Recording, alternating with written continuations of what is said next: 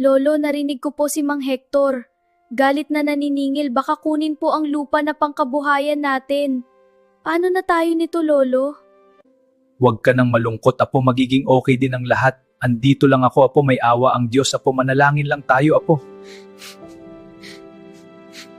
Ang pag-asa natin, Apo, yung nasa Filipos 4:6. Manalangin lang tayo, Apo. Tingnan natin ang ating hardin. Wow, Lolo, ang laki ng mga gulay.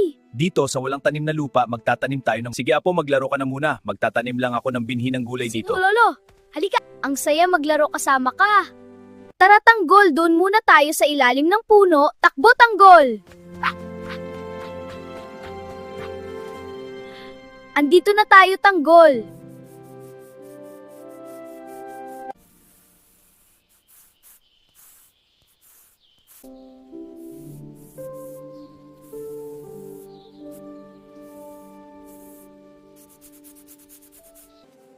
Mom, Dad, tingnan niyo po ang ganda ng drawing ni Max.